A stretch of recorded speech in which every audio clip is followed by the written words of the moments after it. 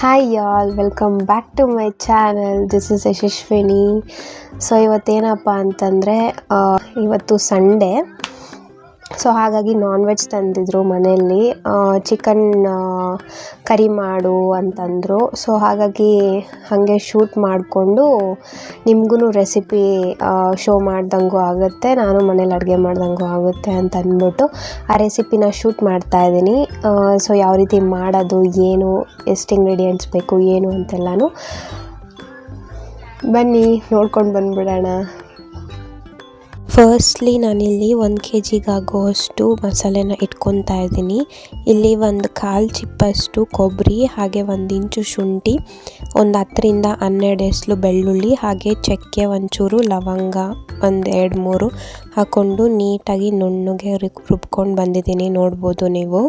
ಈಗ ಒಂದು ಬಾಣಲಿ ತೊಗೊಂಡಿದ್ದೀನಿ ಫ್ರೈ ಮಾಡ್ಕೊಳೋದಕ್ಕೆ. ಬಾಣಲಿಗೆ ಎಷ್ಟು ಬೇಕೋ ಅಷ್ಟು ಆಯಿಲ್ನ ಹಾಕ್ಕೊಂಡು, ಅದು ನಿಮ್ಮ ಟೇಸ್ಟಿಗೆ ಪ್ರಕಾರ ಆಯಿಲ್ನ ಹಾಕ್ಕೊಳ್ಳಿ. ಈಗ ಪಲಾವ್ ಎಲೆ ಒಂದೇ ಒಂದನ್ನು ಹಾಕ್ಕೊಂಡು ಹಾಗೆ ಚಾಪ್ಡ್ ಆನಿಯನ್ಸ್ನ ಹಾಕ್ಕೊತಾ ಇದ್ದೀನಿ. ನಿಮಗೆ ಯಾವ ಥರ ಬೇಕಾದರೂ ಆ ಥರ ಕಟ್ ಮಾಡಿಕೊಂಡು ಹಾಕ್ಕೊಬೋದು. ನಾನು ಈ ರೀತಿ ಕಟ್ ಮಾಡ್ಕೊಂಡು ಹಾಕ್ಕೊಂಡಿದ್ದೀನಿ. ಈಗ ಒಂದು ಸ್ವಲ್ಪ ಅರ್ಧ ಹಿಡಿಯಷ್ಟು ಪುದೀನಾನ ಹಾಕ್ಕೊತಾ ಇದ್ದೀನಿ. ಪುದೀನ ಹಾಕ್ಕೊಂಡಿದ್ದಾದಮೇಲೆ ನೀಟಾಗಿ ನಾವು ಫ್ರೈ ಮಾಡ್ಕೊಳ್ಬೇಕು. ಈಗೇನಾದರೂ ಈಟಲ್ಲಿ ಪುದೀನ ಬೇಡ ಅಂತಂದ್ರೂ ಸಹ ನೀವು ಸ್ಕಿಪ್ ಮಾಡ್ಕೊಳ್ಬೋದು. ಇದಾದಮೇಲೆ ನಾನು ಕರ್ಬೇವಿನ ಸೊಪ್ಪನ್ನ ಹಾಕ್ಕೊತಾ ಇದ್ದೀನಿ. ನೋಡ್ತಿರ್ಬೋದು ಇಲ್ಲಿ ಒಂದು ಅರ್ಧ ಹಿಡಿಯಷ್ಟು ಕರ್ಬೇವಿನ ಸೊಪ್ಪನ್ನ ಹಾಕ್ಕೊಂಡಿದ್ದೀನಿ. ಕರ್ಬೇವಿನ ಸೊಪ್ಪು ಹಾಕೋದ್ರಿಂದ ಟೇಸ್ಟು ಚೆನ್ನಾಗಿ ಬರುತ್ತೆ. ಸೊ ಹಾಗಾಗಿ ನಾನು ಇಲ್ಲಿ ಚೂರು ಜಾಸ್ತಿನೇ ಹಾಕ್ಕೊತಾ ಇದ್ದೀನಿ. ಹಾಕಿದ್ದಾದಮೇಲೆ ಇದನ್ನು ನೀಟಾಗಿ ಹುರ್ಕೊಬೇಕಾಗುತ್ತೆ. ಇಲ್ಲಿ ಆನಿಯನ್ಸ್ ನೋಡ್ತಿರ್ಬೋದು, ಸ್ವಲ್ಪ ಲೈಟಾಗಿ ಟ್ರಾನ್ಸ್ಪರೆಂಟ್ ಆದರೆ ಅಷ್ಟು ಚೆನ್ನಾಗಾಗಲ್ಲ. ಸ್ವಲ್ಪ ನೀಟಾಗಿ ಫ್ರೈ ಆಗಬೇಕು, ಅಲ್ಲಿವರೆಗೂ ಫ್ರೈ ಮಾಡಿಕೊಂಡು ಟೊಮೆಟೊನ ಹಾಕ್ಕೊಂಡು ಟೊಮೆಟೊ ಸಾಫ್ಟ್ ಆಗೋವರೆಗೂ ಹುರ್ಕೊಬೇಕಾಗುತ್ತೆ. ಹುರ್ಕೊಂಡಾದಮೇಲೆ ಇಲ್ಲಿ ನಾನು 2 ಚಿಲ್ಲೀಸ್ನ ಸ್ಲಿಟ್ ಮಾಡಿ ಹಾಕ್ಕೊತಾ ಇದ್ದೀನಿ. ನಮ್ಮ ಮನೇಲಿರೋದು ಚಿಲ್ಲಿ ತುಂಬ ಖಾರ ಇದೆ, ಅಂದರೆ ತುಂಬ ಸ್ಪೈಸಿ ಇದೆ.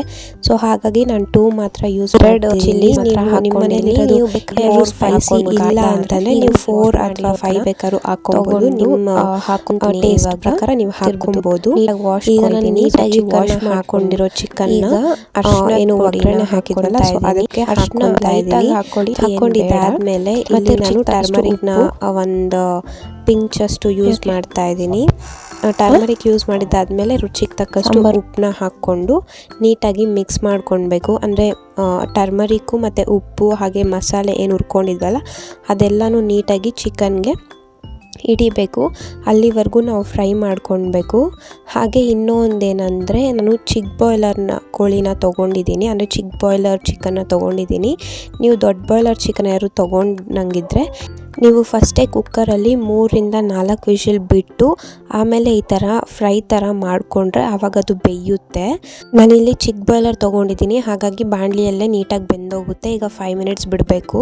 5 ಮಿನಿಟ್ಸ್ ಬಿಟ್ಟಾದಮೇಲೆ ನೋಡೋಣ ಯಾವ ರೀತಿ ಬೆಂದಿದೆ ಅಂತ. ಸೊ ನೋಡ್ತಿರ್ಬೋದು 5 ಮಿನಿಟ್ಸ್ ಬಿಟ್ಟಿದ್ದೀನಿ ಈಗ.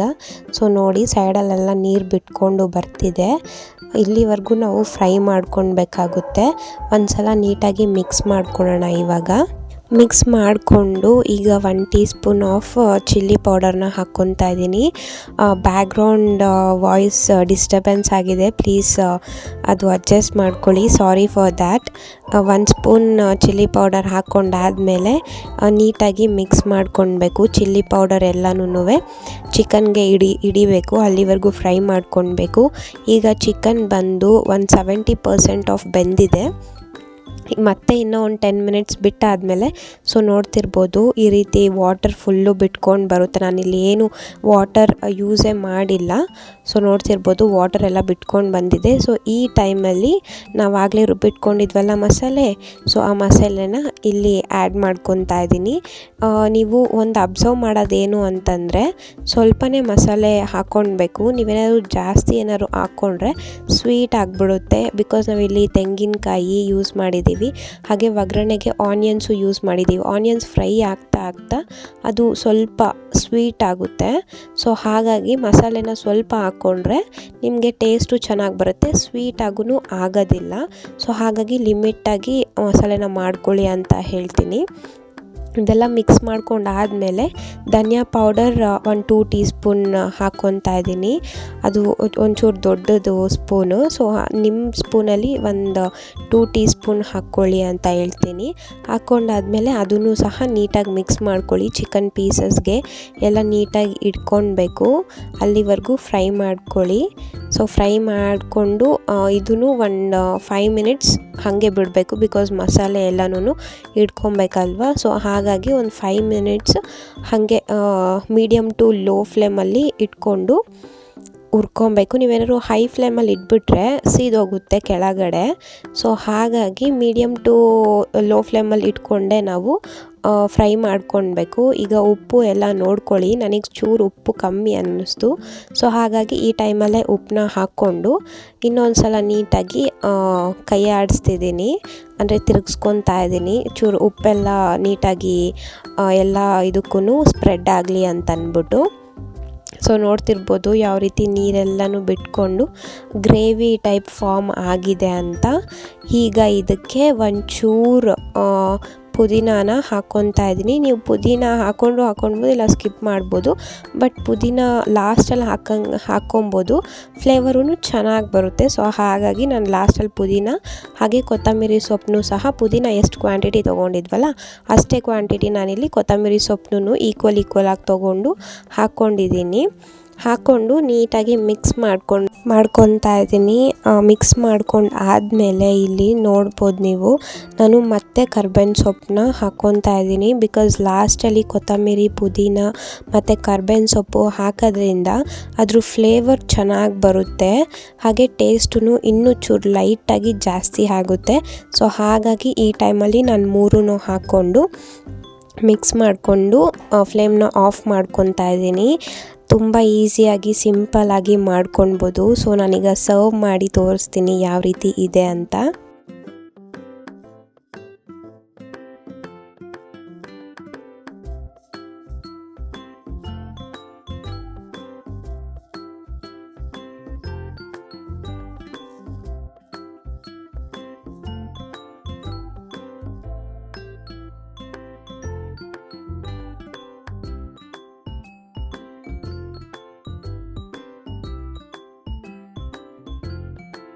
ನೋಡಿದ್ರಲ್ಲ ಎಷ್ಟು ಈಸಿಯಾಗಿ, ಟೇಸ್ಟಿಯಾಗಿ, ಹಾಗೆ ಸಿಂಪಲ್ಲಾಗಿ ದಿಢೀರಂತ ಚಿಕನ್ ಕರಿನ ಮಾಡೋದು.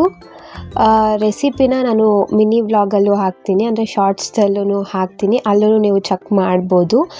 ಮಿಕ್ಕಿದ ನಾನ್ ವೆಜ್ ವೀಡಿಯೋಸ್ ರೆಸಿಪಿ ಎಲ್ಲ ನಾನು ಡಿಸ್ಕ್ರಿಪ್ಷನಲ್ಲಿ ಲಿಂಕ್ ಕೂಡ ಕೊಟ್ಟಿರ್ತೀನಿ, ನೀವು ಹೋಗಿ ಚೆಕ್ ಮಾಡಿ. ಅಲ್ಲೂ ನಾನು ಒಂದು 3-4 ಟೈಪ್ ಆಫ್ ನಾನ್ ವೆಜ್ ರೆಸಿಪೀಸ್ನ ತೋರಿಸಿದ್ದೀನಿ. ಸೊ ಅದರಲ್ಲಿ ನೋಡಿ. ಹಾಗೆ ಇವಾಗ ನಾನು ಟೇಸ್ಟ್ ಮಾಡಬೇಕು ಹೆಂಗಿದೆ ಅಂತ. ಸೊ ಬನ್ನಿ ಟೇಸ್ಟ್ ಮಾಡೋಣ. ಸೊ ನೋಡಿ ಈ ರೀತಿ ಇದೆ.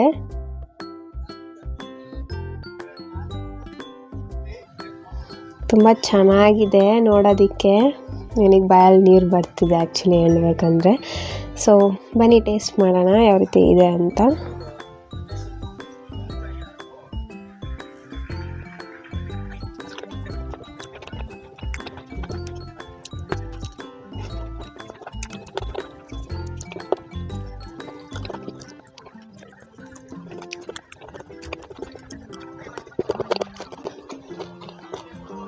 ತುಂಬ ಚೆನ್ನಾಗಿದೆ.